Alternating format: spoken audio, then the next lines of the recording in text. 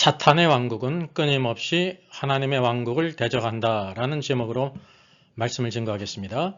네, 오늘은 2월 첫 번째 주일입니다. 우리 옆에 분들 같이 인사하시겠습니다. 이 시대의 영적 전쟁에서 승리합시다.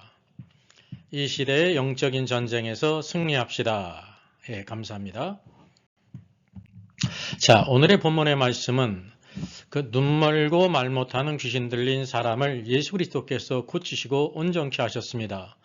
그 후에 바리새인들의 대적과 오늘도 일로 인해서 주께서 오늘도 이 세상 두 가지 왕국이 있다라는 것을 계시하셨습니다. 그래서 예수님이 귀신 들린 사람, 이 귀신은 이제 동양적인 관점의 귀신이 아닙니다. 원어적으로는 데블이에요. 데블, 마귀들이라고 말할 수 있습니다. 단수로서의 마귀는 사탄을 가리키고요. 사탄 마귀. 그에 맞는 졸개들 귀신이 데블이에요. 그래서 무리가 다 놀랐습니다. 이는 다윗의 자손이 아니냐. 그런데 바리새인들이 이것을 듣고 이것은 예수가 귀신의 왕 바알세불을 힘입지 않고는 그 귀신을 쫓아내지 못한다라면서 예수님을 이제 모욕하고 또 이렇게 대적했습니다. 여기 그들이 말한 귀신의 왕 바알세불은요, 에그론의 신이에요. 파리 신이에요. 이 파리는 이제 곤충인 파리를 가리킵니다. 열왕기하 1장을 보게 되면 아하시아 왕이 병들어들게 될 때 바알세불의 종에게 물으러 가지 않습니까? 그래서 유대인들은 이것을 헬라식 명칭으로서 이제 바알세불이라고 했는데 똥의 대왕이라고 하는 이제 경멸적인 표현입니다. 그래서 귀신의 왕 바알세불이라는 것은 귀신의 왕 그 사탄 마귀를 가르치는 또 다른 별칭이라는 사실이죠. 이게 얼마나 모욕적이고 주님을 대적하는 말이었습니까? 말도 이렇게 참 악한 말이 있습니다. 예수님께서 그들의 생각을 다 아셨습니다. 그래서 이제 예수님께서 말씀하세요. 분쟁하는 나라, 나라 원어는 킹덤이에요. 왕국. 분쟁하는 왕국마다 황폐해질 것이요. 분쟁하는 동네나 집마다 서지 못하리라. 사실 이 동네는 매우 작게 이렇게 번역됐는데 헬라어 폴리스예요. 폴리스가 영어로 똑같이 폴리스로 번역됐습니다. 이게 도시예요. 분쟁하는 도시나 집마다 서지 못하리라. 왜냐하면 고대 아데네나 이런 때는 다 도시국가가 있었거든요. 그래서 만일 사단을 쫓아내면 스스로 분쟁하는 것이니 그리하고서야 어떻게 그의 왕국이 서겠느냐라고 말씀하셨습니다. 결코 스스로 분쟁하지 않는다는 것을 말씀하신 거죠. 그래서 내가 바알세불 힘입어 귀신을 만약에 쫓아낸다고 하면 너희 아들들, 바리새인의 아들들은 누구를 힘입어 쫓아내느냐라고 반문하셨어요. 이 말씀은 바리새인의 아들들 가운데 예수 그리스도를 믿음으로 말미암아 그들도 이제 이와 같이 귀신을 쫓았다는 것을 보여주고 있습니다. 그러므로 너희 아들들이 너희 재판관이 되리라고 하시면서 그들을 이렇게 정죄하시고 판단하셨습니다.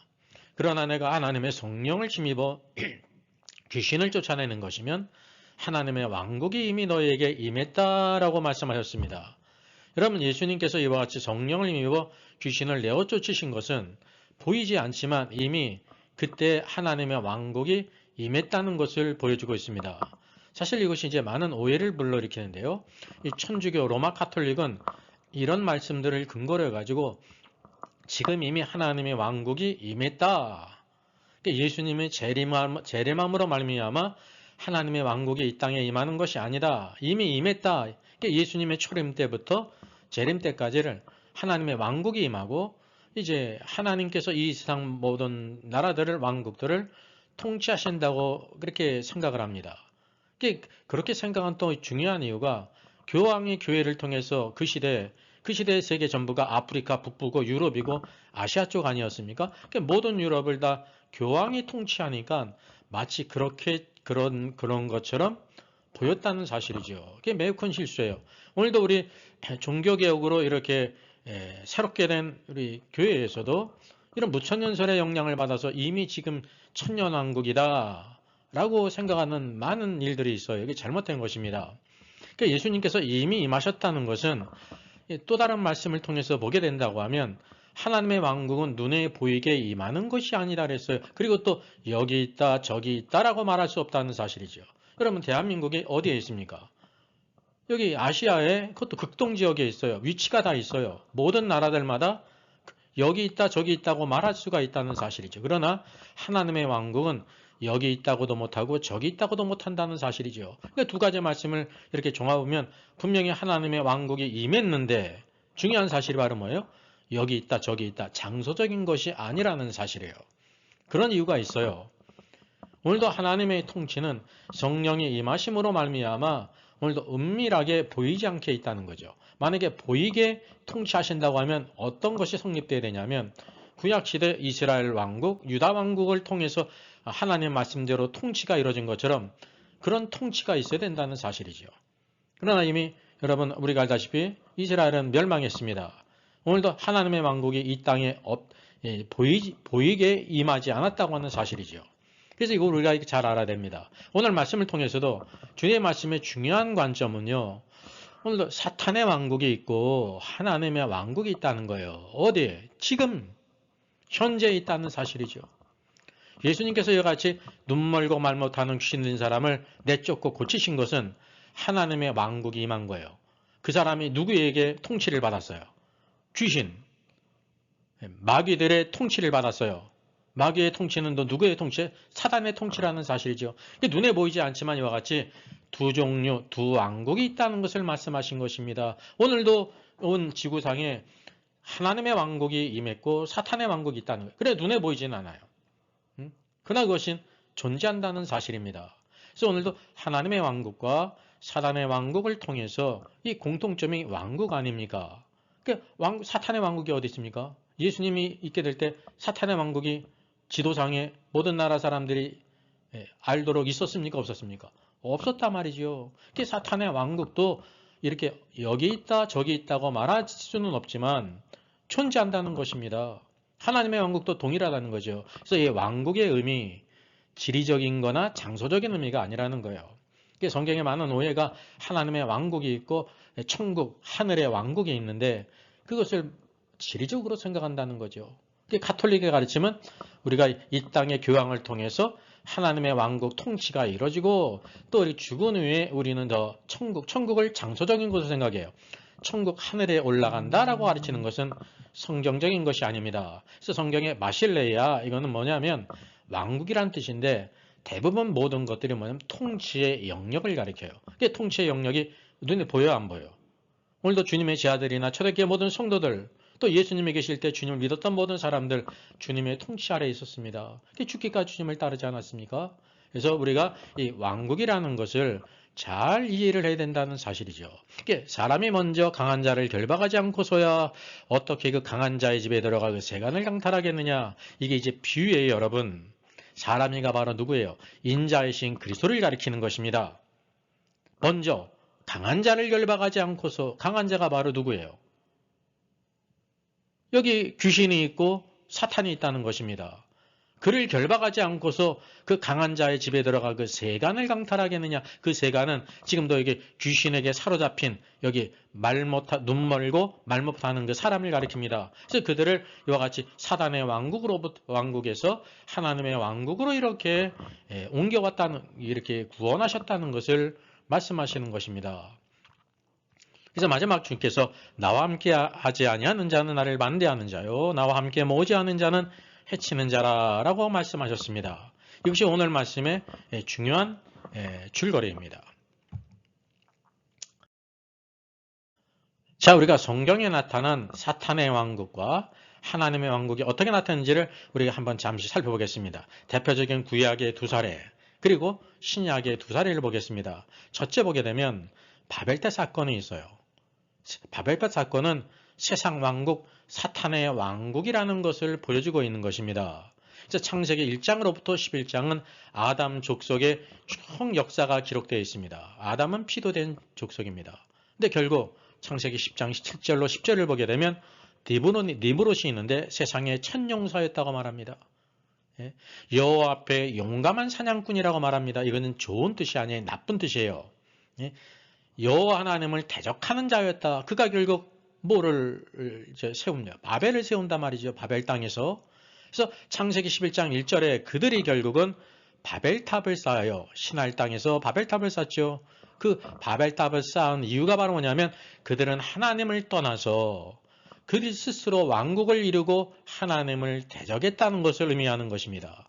그게 어떤 말씀으로 비견되냐면 그들이 스스로 말하기를 벽돌로 돌을 대신하여 라고 말합니다. 여호와 하나님을 섬기는 아브라함으로부터 모든 믿음의 조상들은 가는 곳마다 돌로 제단을 쌓았습니다. 돌은 하나님께서 만드신 것입니다. 하나님의 구원 위에 구원의 길을 걸어갔다는 건 말하는 거예요. 돌은 사람이 만들지 않고 하나님이 만드신 것이에요. 그들은 의도적으로 셋의 후손들 하나님을 섬기는 족속들은 돌 위에 하나님께 제단의 제물을 올려놓고 나가는데 우리는 하나님 없이 살 것이다. 그래서 우리는 우리가 만든 돌, 이 벽돌이에요. 인간의 행위를 대표하는 거예요, 이것이요. 이게 성경적인 의미가 돌은 하나님의 예비하신 것, 하나님이 만드신 것, 하나님의 구원의 길, 하나님의 은혜의 길, 믿음의 길을 가리키고요. 벽돌은 인간이 만드는 거예요. Made in heaven이 휴먼이에요. 사람이 만들었어요.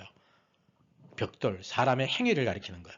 우리가 구원받는 것이 행위로 말미암지 않고 믿음으로 은혜로 구원받았다는 것을 에베 성경에서 선언하고 있지 않습니까?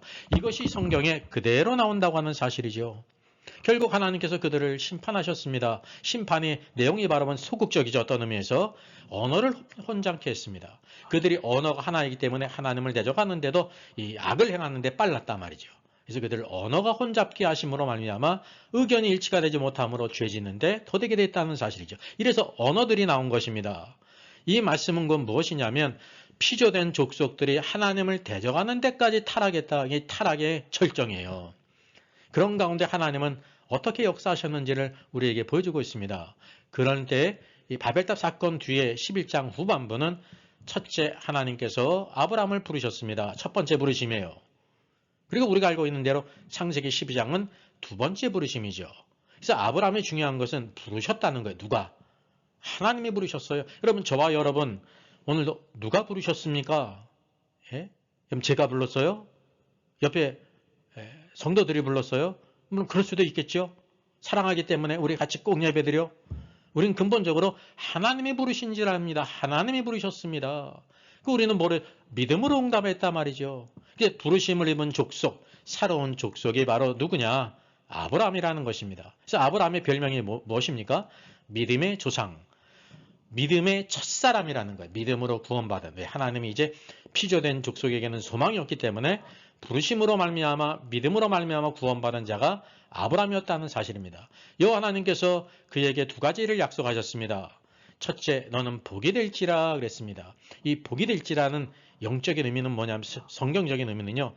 하나님의 형상이에요.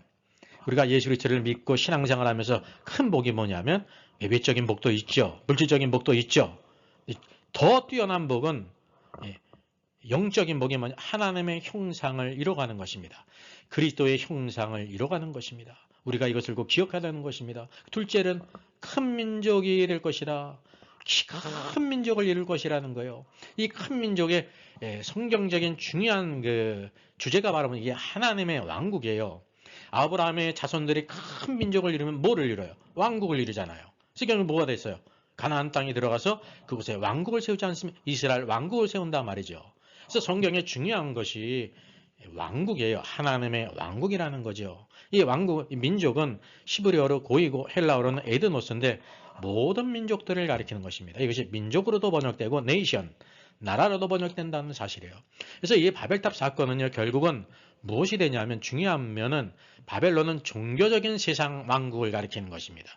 이방 세상, 하나님이 없는 문화, 우상 숭배하는 문화를 가리켜요. 결국 계시록 17장을 보게 되면 큰 음녀인 바벨론에 대한 심판이 있습니다. 큰 음녀는 바벨론으로서 종교적인 방면을 가리키는 것입니다. 그리고 계시록 18장은 또 바벨론의 심판이 있는데 큰 성 바벨론은 물질적인 바벨론이에요.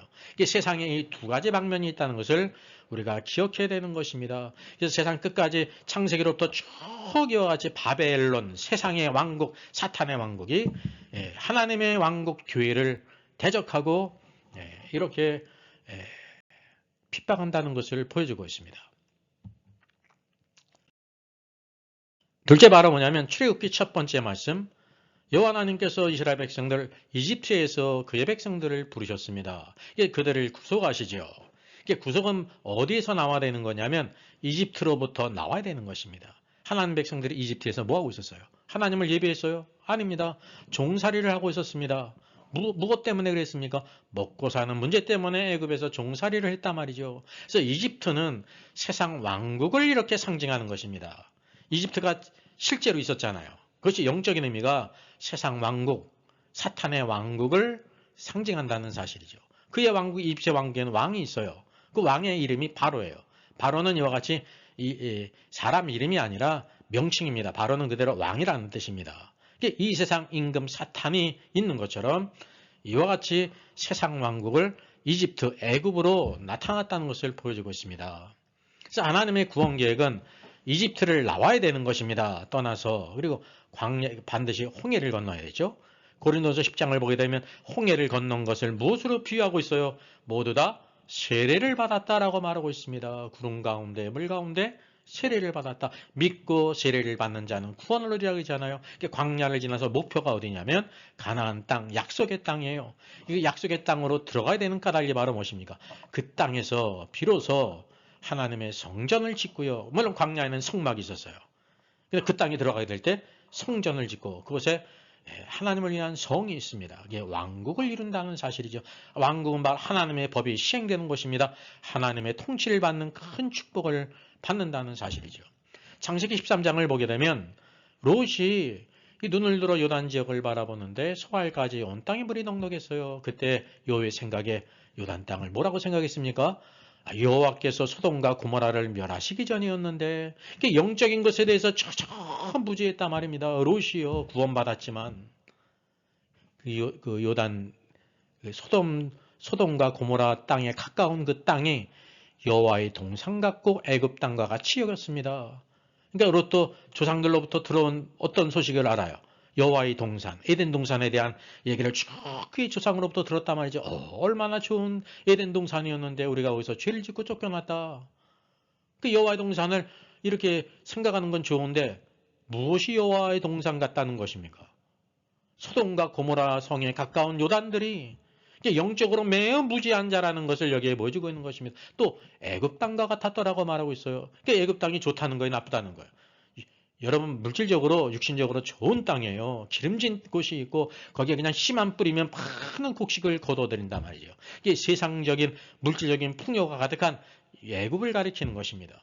계시록 11장 8절도 두 증인이 이와 같이 적그리스도가 3년 반 동안 통치하면서 하나님을 대적하게 될 때 그들이 예언하며 재앙을 내리지 않습니까? 결국 끝난 이후에 그들이 죽음을 당하지 않습니까? 그 성경은 그 성은 영적으로 하면 그 성이 예루살렘 성을 가리키는 것입니다. 소돔이라고도 하고 이게 소돔은 성적인 타락을 가리키는 거예요. 동성애자들을 죄악으로 말미암아 유황비로 멸망당하지 않았습니까? 지금 이 땅에도 동성애법을 이와 같이 막 발휘하는 그 수많은 시도가 있지 않습니까? 이 악한 법을 우리가 막아야 된다는 것입니다. 그리고 애굽이라고도 했단 말이죠. 애굽. 이 애굽은 바로 우상의 도시일 뿐만이 아니라 여기 풍요로운 곳을 가리킨단 말이죠. 그들의 주께서 십자가에 못 박히신 곳이라. 주님이 십자가에 못 박히신 곳이 어디세요? 예루살렘이요. 성 밖에서. 이와 같은 것이 성경에 나오는 두 가지 대표적인 사례로서 사단의 왕국이 하나님의 왕국을 대적한다는 것입니다. 이런 가운데 아브라함에게 약속하셨어요. 넌 복이 될 것이고 하나님의 형상을 이루고 큰 민족을 이룰 것이다. 하나님의 왕국을 이룬다는 사실입니다.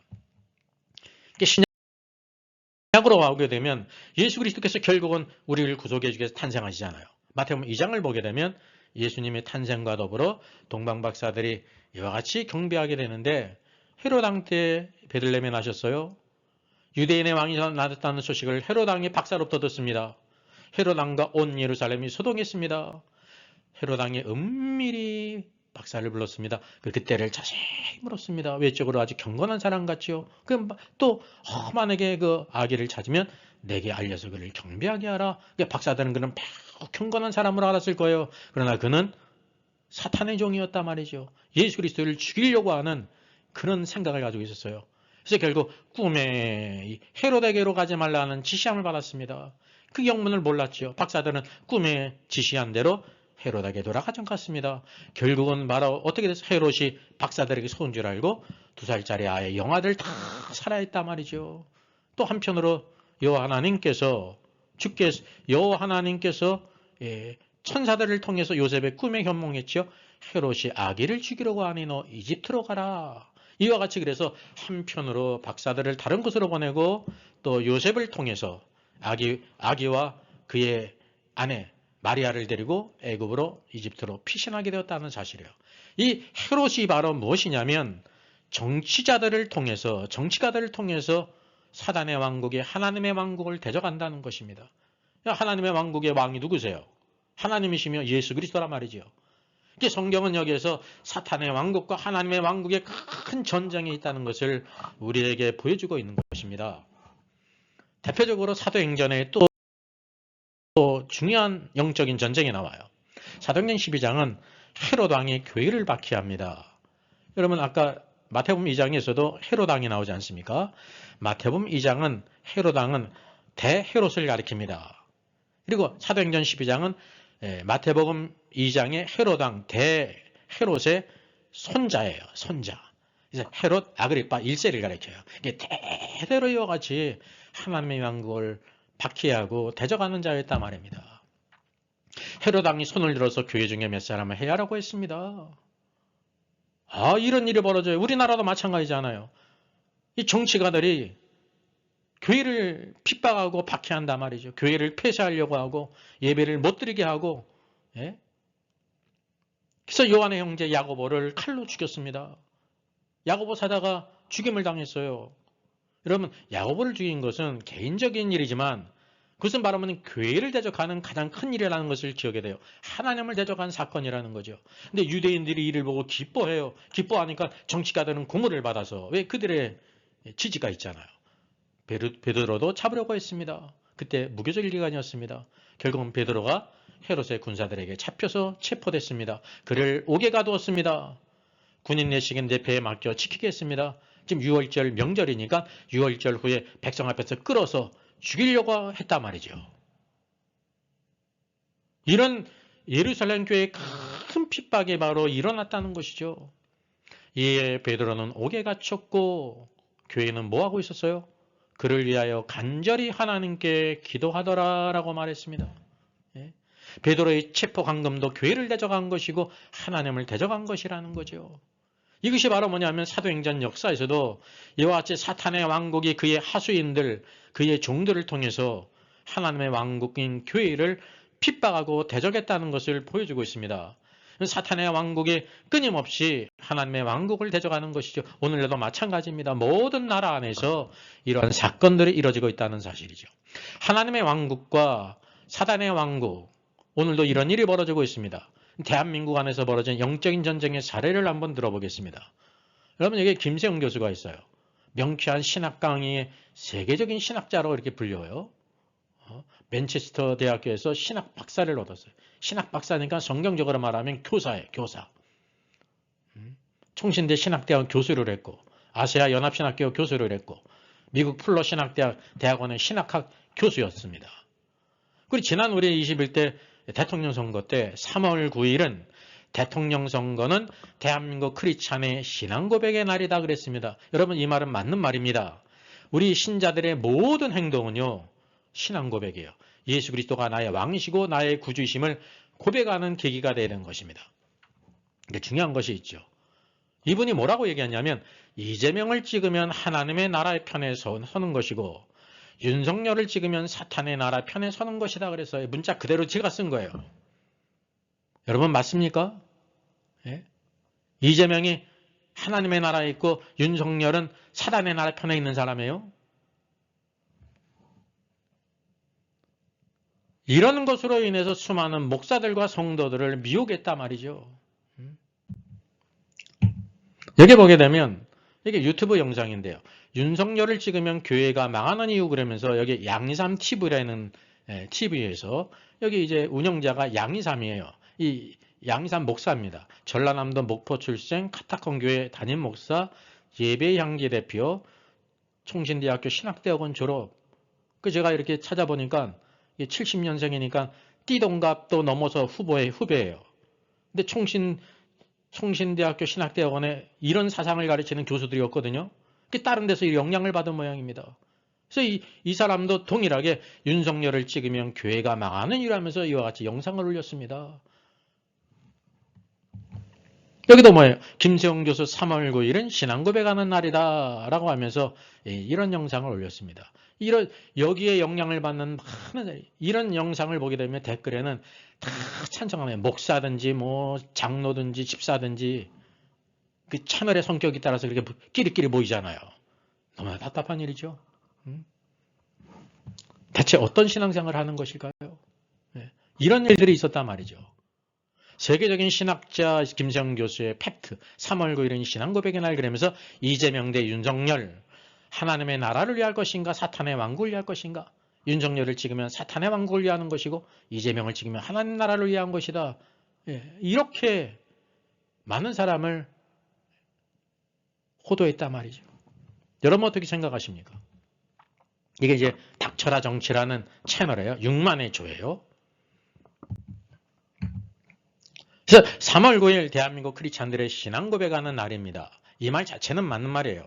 왜냐하면 대통령 선거든지 지방선거든지 모든 일에 우리가 말하든지 뭐 돈을 쓰든지 우리 시간을 하든지 생각하든지 뭐 그 모든 것이 예수 그리스도께서 우리의 구주시고 왕으로 믿고 제자로 따르는 것 말과 행동에서 나타나기 때문이에요.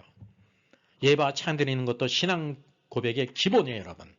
기본 중에 기본이에요. 기본이 없으면 그 외에 아무것도 없는 것입니다. 살아있는 동안 모든 것이요 직접적인 간접적인 신앙 고백임을 믿으셔야 합니다. 신앙은 모든 것을 포함하는 것이지 일주일에 1시간 그때만 신앙생활이 아니라는 것입니다. 그러니까 김세용 교수의 오류는 3구 선거에 대한 그의 주장에 있다는 사실입니다. 신학적 교수가 어떻게 이재명을 찍으면 하나님의 왕국을 위하는 것이고 윤석열을 찍으면 사탄의 왕국이라고 말할 수 있습니까? 여기 차별금지법 이재명은 의견 수렴을 제정한다. 이게 윤석열 후보는 반대한다 그랬어요. 여기 대선 후보 토론회가 있잖아요. 그래서 우리가 중요한 것은요. 대통령이라는 사람은 무엇을 봐야 되는 그의 정책을 봐야 되는 것입니다. 그가 바로 어떤 법을 제정하고 또 어떤 정책을 펼 것인가. 자유민주주의 체제 안에서 또한 중요한 것은 신앙의 자유와 표현의 자유와 모든 이제 자유민주주의 체제를 수호하면서 모든 안녕과 안보와 그리고 이렇게 나라를 부흥시킬 것인가라는 정책을 봐야 되는 것입니다. 그게 제일 중요한 게 차별금지법 아닙니까? 우리 성도들 입장에서 중요한 것이 차별금지법이잖아요. 이때 이재명 후보는 차별금지법 의견 수렴을 제정한다 그랬어요. 이게 안 하는 것 같습니까? 만약에 차별금지법을 내가 강행한다 그러면 표를 잃을 거잖아요. 정치가들은 표로 먹고 사는 사람 아닙니까? 좋든지 나쁘든지. 이렇게 의견 수렴을 제정한다는 것은 지금은 이렇게 보류한 상태에서 결국은 표는 없고 나중에 한다는 말이에요, 여러분. 근데 윤석열 후보는 바로 뭐라 했어요? 차별금지법 반대한다 그랬습니다. 그러니까 누가 하나님 왕국 편에 있냐면 차별금지법을 반대하는 사람입니다. 이게 그 정책을 통해서 우리가 그 사람을 판단해야 된다는 것입니다. 그러니까 누가 사탄의 나라의 편에 가깝습니까? 누가 하나님 나라 편에 가깝습니까? 우리가 그의 열매 결국은 그가 행한 것을 보면 알지 않습니까? 오늘도 민주당 이재명의 열매는 바로 뭐예요? 현재 차별금지법을 발의하지 않았습니까? 수많은 민주당 의원들이. 그리고 또 그의 열매가 완전히 익어서 연근 것이 있어요. 교회 폐쇄법을 이미 제정했어요. 작년 9월 20 며칠에 제정했어요. 지금 그것을 시행하려고 하고 있습니다. 그러니까 이것을 통해서 우리는 그 후보들을 봐야 되는 것입니다. 누가 하나님의 왕국을 대적하고 누가 바로 사탄의 왕국의 종인가를 봐야 되는 거예요. 교회 폐쇄법이 더불어민주당 주도로 25년 작년 9월 29일 날 통과가 됐습니다. 그러니까 많은 사람들이 이걸 몰랐어요. 예? 왜냐하면 코로나든지 여러 가지 많은 시국 속에 은밀히 지나갔단 말이죠. 알지 못하게 많은 사람들이. 그리고 작년 12월 30일부터 이미 시행되고 있는 법입니다. 여기 보게 되면 이것을 발의한 사람들이 12사람이지 않습니까? 그래서 우리가 여기가 화성인데 화성시의 권칠승 의원도 여기 발의자고요. 수원의 염태영 의원도 발의자예요. 다 민주당이에요. 수원시의 김준혁 의원도 발의를 했어요. 한 명 딴 사람 피해 진보당의 손슬 의원이 있습니다. 그는 여기 교회 폐쇄법도 발의를 했을 뿐만 아니라 동성애법을 발의한 가운데 있지 않습니까? 예. 사실 코로나 때 감염병 예방법을 통해서 교세를 막 표회하고 예배를 드리지 못하게 하고 많은 법을 했습니다. 그때 민주당 국회의원이 78명이 무소속 1명과 함께 교회 폐쇄법을 발의를 했습니다. 예, 코로나 시기에 예배를 드리면 교회를 폐쇄한다는 거죠. 얼마나 악법이면 공산주의 악법이라 말이죠. 예. 그 많은 반대 가운데 결국은 제정을 하지 못했습니다. 근데 여기 지금 교회 폐쇄법이 이미 나중에 또 제정이 됐는데 비법인 단체, 그 교회가 가르치는 모든 종교단체가 여기에 들어갑니다. 정치에 관여하면 처벌 및 교회 폐쇄와 재산을 몰수하는 법을 이미 제정했다는 사실입니다. 그리고 그것을 시행하려고 했습니다. 의미가 바로 뭐냐면 민주당 국회의원과 대통령을 찍은 국민이 있다고 하면 혹시 기독교인이 있다고 하면 그는 교회를 대적하는 사탄의 협력자가 됐다는 거죠. 이건 부인할 수 없는 거예요. 알든지 모르든지 알면서 했다고 하면 그것도 큰 죄고 모르면서 한 것도 여러분 죄가 된다는 것을 아셔야 되는 것입니다. 이 모든 법들은 공산주의 사회주의나 있어야 될 법이에요. 공산주의 국가가 어디 있습니까? 휴전선 넘어 38선 넘어 북한이 있지 않습니까? 그리고 여기 뭐가 있어요? 서해를 넘어 중국은 자꾸 황해라고 하는데 서해예요. 서해 넘어 중국 공산주의예요. 거기는 신앙의 자유가 없어요. 교회 모든 십자가를 다 때려 부십니다. 예배를 못 드리게 합니까? 못 드리게 합니다. 이게 다 뭐냐? 바알세불. 바리새인들이 예수님을 저가 귀신의 왕 바알세불을 심어보 마귀를 이제 귀신을 쫓아냈다 하는데 귀신의 왕 바알세불 사단이 교회를 파괴하는 법이라는 거예요. 여러분 민주당 의원들이 여러분 꿈에 마귀와 협약을 맺어가지고 내가 교회 폐쇄법 할게 그런 사람 없을 것 같아요. 다 뭐냐면 그들의 사상에 의해서 그들의 공산주의 사상, 사회주의 사상 가운데 사탄이 좋아하는 것들을 한단 말입니다. 결국 그게 뭐냐면 사탄의 종들이라는 것이 팩트입니다. 아무리 이것을 미화해도 다른 말로 표현할 수가 없다는 것을 여러분 아셔야 되는 것입니다. 여기 혹시 여러분 이 가운데 여러분 후배가 있을 거 아닙니까? 여기도 여기 의원 보니까 이제 고등학교 후배가 있더라고요. 알지도 못하죠. 얼굴은 멀끔하게 생겼어요.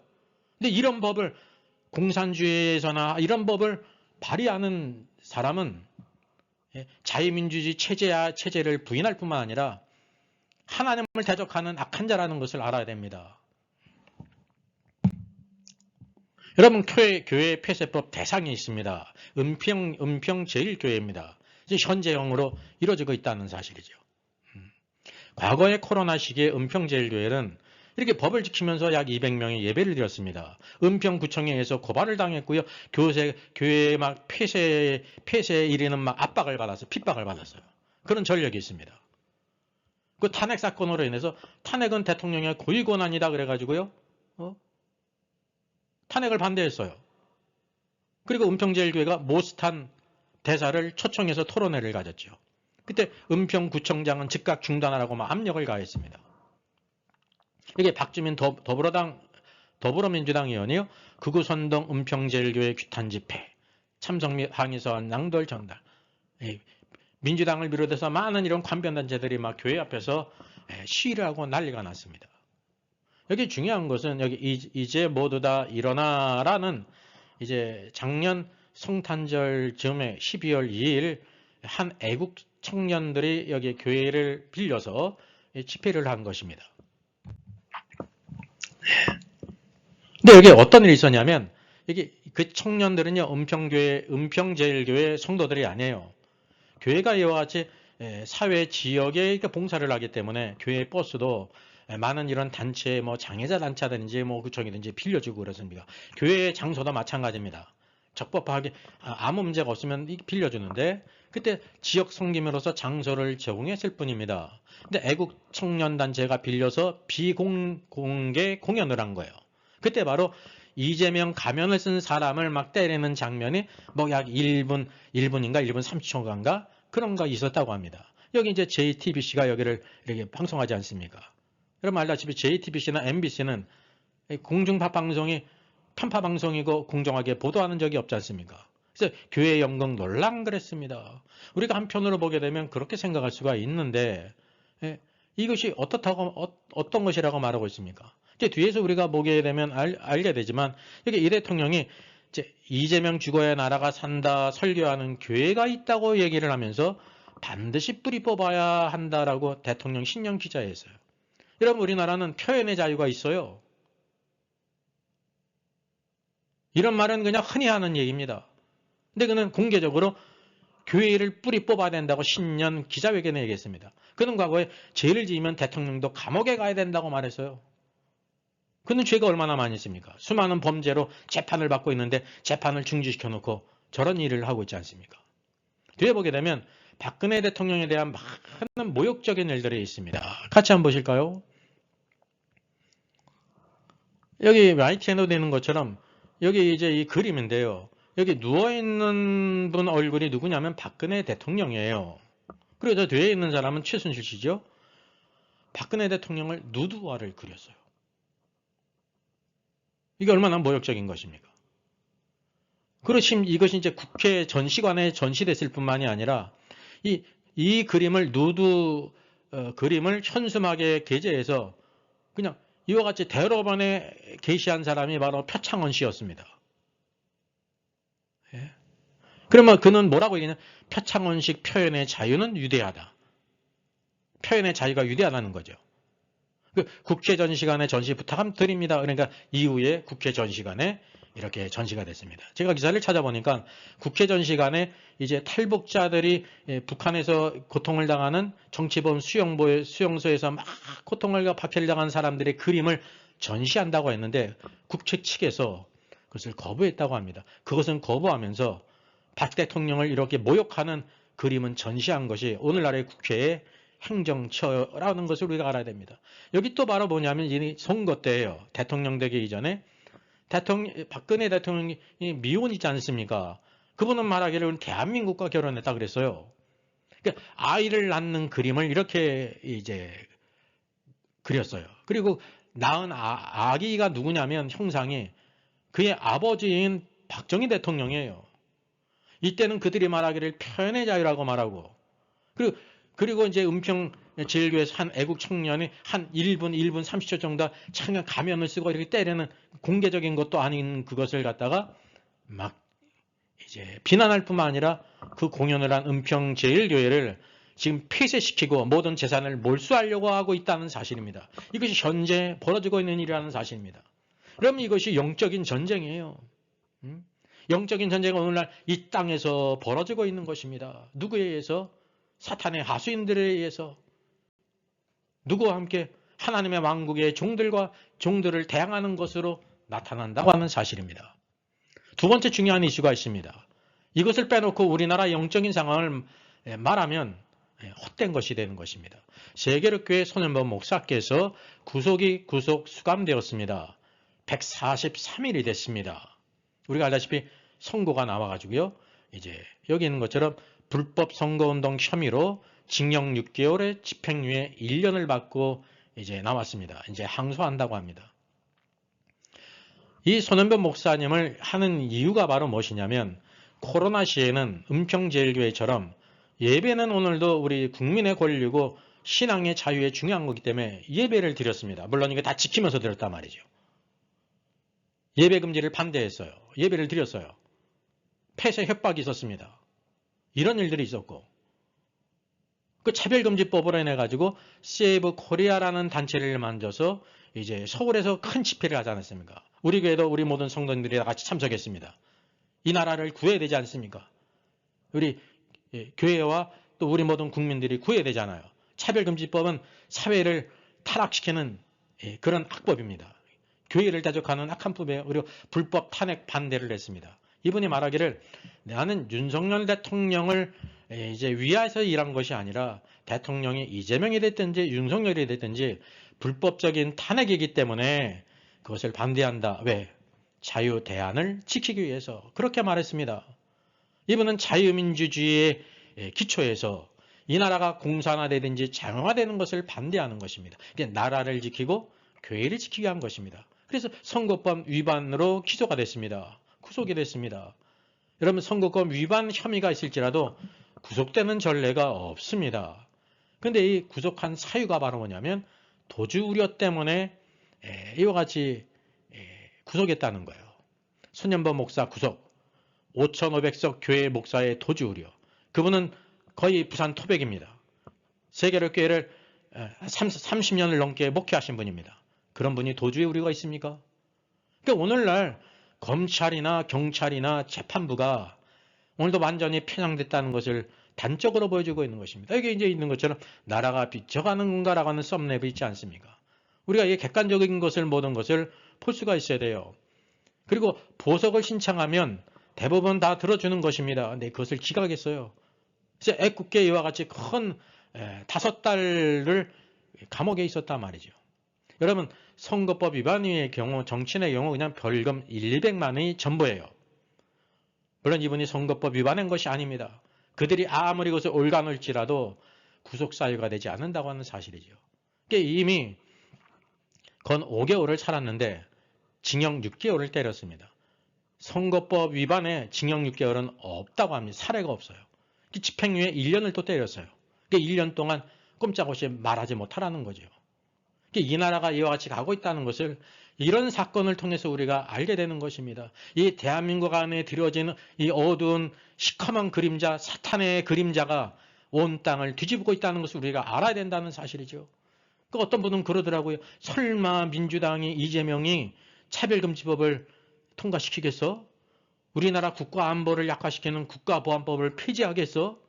이런 얘기를 하더라고요. 여러분 그것을 주장하고 발의한다는 것은 할 의도가 있다는 것이에요. 원래 이 땅에 벌어지는 모든 일들이 영적인 것에 오늘도 외적인 표현이라는 것을 알아야 된단 말이죠. 그래서 우리나라에서 벌어진 이런 영적인 전쟁을 통해서 우리가 뭐를 알아야 되냐면 누가 그리스도와 교회를 대적하는가라는 것을 알아야 돼요. 예수 그리스도께서 말씀하셨죠. 이 세상이 두 왕국이 있다. 어떤 왕국이 있어요? 사단의 왕국이 있고 하나님의 왕국이 있다. 하나님의 왕국은 우리를 구원하시는 것이고 은혜와 평강을 주는 것이지만 사탄의 왕국은 오늘도 도적이 오는 것은 마귀가 오는 것은 죽이고 멸망시키는 것이라고 말씀하셨어요. 여러분 하나님의 왕국과 사단의 왕국은 눈으로 직접 보이질 않아요. 그러나 존재한다는 사실이죠. 두 왕국이 존재합니다. 대한민국에도 존재하고 이웃나라 일본에도 존재하고 중국에도 존재하고 중국은 이미 다 사탄의 왕국이 된 거예요. 그 모든 법을 통해서 모든 종교와 함께 기독교를 불법화되고 그들은 박해하지 않습니까? 북한도 마찬가지입니다. 그래서 왕국에는 누가 있습니까? 왕이 있어요. 사탄의 왕국은 누가 왕이에요? 사탄의 왕국이에요. 세상 사람이 그것을 믿든지 안 믿든지 사탄의 왕국이라는 것입니다. 예수님께서도 이 세상 임금 마귀라고 말씀하셨습니다. 하나님의 왕국의 왕은 누구십니까? 하나님이십니다. 하나님께서 예수 그리스도를 통해서 이 세상 왕국을 다스리는 통치권, 하늘과 땅의 모든 권세를 주셨습니다. 그리고 왕국에는 반드시 법이 있습니다. 사탄의 왕국의 법이 무엇입니까? 성문화된 것이 없어요.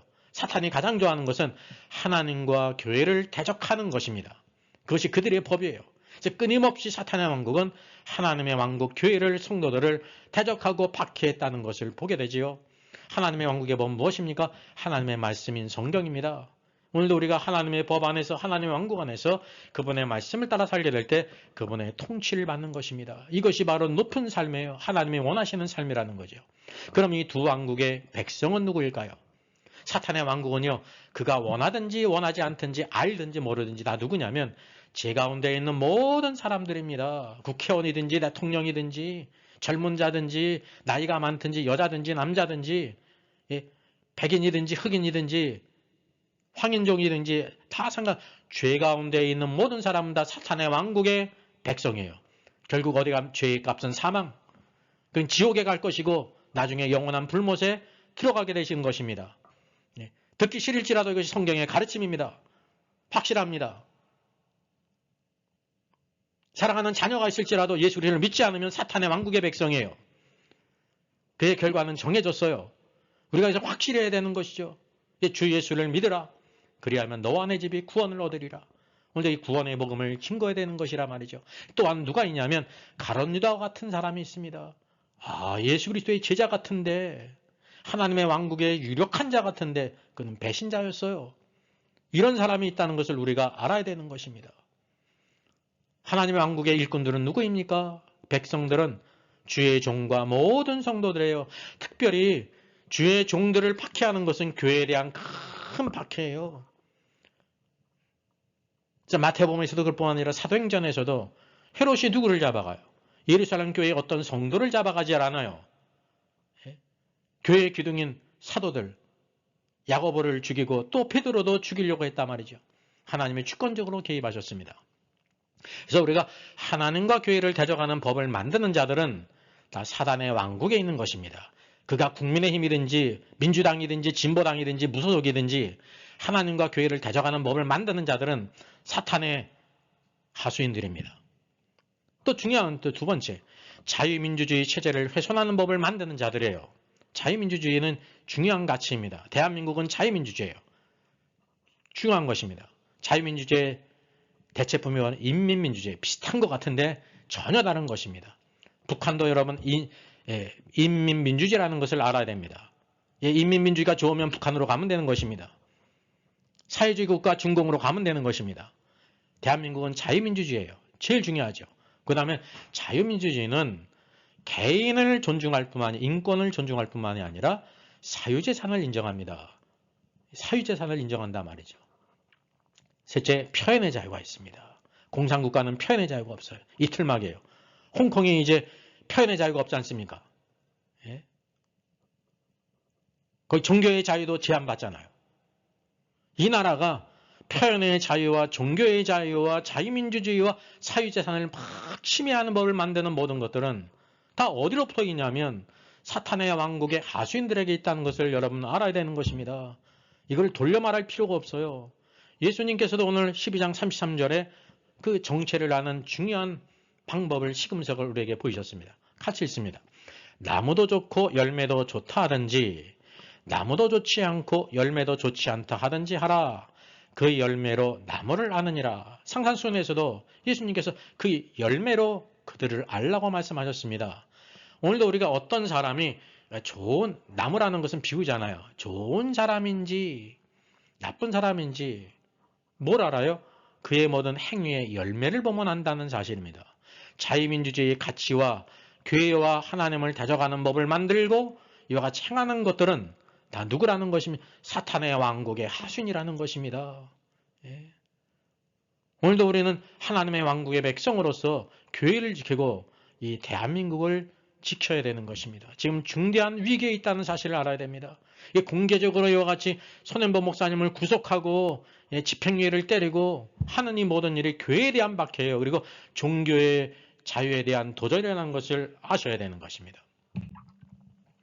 여러분, 하나님의 왕국을 위하고 사탄의 왕국을 대적해야 됩니다. 이게 영적인 전쟁입니다. 마태복음 12장 30절 같이 읽습니다. 나와 함께 아니하는 자는 나를 반대하는 자요 나와 함께 모제하는 자는 해치는 자니라. 주님께서 준엄한 말씀하셨습니다. 나와 함께하지 아니하는 자는 나를 반대하는 자다. 중간에 있는 사람들 잘 들으세요. 주님과 함께하지 않는 자는 주님을 반대하는 자입니다. 나와 함께 모제하는 자는 나를 해치는 자다라고 말씀하셨습니다. 여러분, 초대교회의 심각한 영적인 전쟁이 무엇이었습니까? 야고보 사도를 죽이고 베드로를 또 죽이기 위해서 투옥했어요. 며칠이 지나면 또 죽이려고 하고 있었습니다. 오늘도 이 땅에서 손현보 목사님이 구속한 것은 한 분의 목사님이 구속된 게 아니라 대한민국 교회에 대한 도전이라는 것을 여러분 아셔야 돼요. 그리고 이 나라의 종교의 자유를 침해하려고 하는 악한 자의 괴계라는 것을 아셔야 됩니다. 이 나라를 공산주의로 끌고 간다는 거죠. 공산주의 법이 있는 나라가 공산주의예요. 간판이 공산주의가 아니라고 해서 아니라고 부인할 수 없다고 하는 사실입니다. 여러분, 은평제일교회가 교회를 폐쇄하려고 민주당이 지금 핵심하고 있습니다. 교회 재산을 국고로 환수하려고 합니다. 자유에 안에서 있을 수 없는 일이라는 사실이죠. 사도 베드로가 옥에 갇혔을 때 예루살렘 교회에 동일한 영적인 전쟁이 있었습니다. 이에 베드로는 옥에 갇혔고 교회는 그들을 위하여 간절히 하나님께 기도하더라. 이것이 바로 초대교회였습니다. 헤롯이 파수꾼들을 시민하고 죽이라 했습니다. 왜? 주의 천사가 베드로를 구출시켰잖아요. 헤롯이 가이사라로 내려가 버렸어요. 네, 23절 뭐라고 말씀하고 있습니까? 헤롯이 영광을 하나님께 돌리지 아니하므로 주의 사자가고 친히 벌레에게 먹혀 죽으니라. 야고보를 죽인 일과 베드로를 하옥시킨 그 모든 일 즉시 하나님께서 심판하지 않고 약간의 기회를 주셨습니다. 회개의 기회를 주신 것입니다. 사람들은 생각할 때 야고보 사도를 주도 아무 일이 없네 라고 생각할 수 있었겠죠. 예, 인간의 어리석은 생각이에요. 주께서 그의 회개할 기회를 주셨는데도 회개하지 않고 하나님의 영광을 돌지 않게 될 때 두 번째 기회는 비참하게 어떻게 벌레가 먹어서 죽은 사람, 벌레가 먹어서 죽은 사람, 하나님은 반드시 공의의 심판을 하신다는 것입니다. 그리고 24절 뭐라고 말하고 있습니까? 하나님의 말씀은 흥왕하여 더하더라. 이와 같이 막 교회를 박해하고 사탄의 왕국의 하수인들이 대적할지라도 하나님의 교회 하나님 말씀은 흥왕했다라고 말씀하고 있습니다. 그런 말씀을 맺겠습니다. 여러분, 기도한다는 것의 의미가 바로 무엇입니까? 초대교회 예루살렘 교회는 베드로를 위해 기도했어요. 우리가 교회를 위해 기도해야 되고 손현보 목사님을 위해 기도하는 것이 교회를 위해 기도하는 것이고 하나님의 왕국을 위해 기도하는 것입니다. 어려움을 당해서 교회 폐쇄를 시도하려고 하는 악한 무리들의 괴계에 걸린 은평제일 교회를 위해서 기도하는 것이 대한민국 교회를 위해 기도하는 것이고 우리 교회를 위해 기도하는 것이고 주님과 그리스도와 하나님의 왕국을 위한 것이라는 것을 알아야 되는 것입니다. 이 하나가 무너지면 모든 교회도 함께 무너진다는 것을 알아야 돼요. 많은 사람이 어리석게 은평교회는 저렇게 손현보 목사는 특별하니까 저런 일을 당하지 나는 괜찮을 거야. 이제 대한민국에 있는 많은 대교회들을 비롯해서 작은 교회들도 이런 생각을 가지고 있는 어리석은 생각입니다. 예? 무지몽매한 어리석은 생각이에요.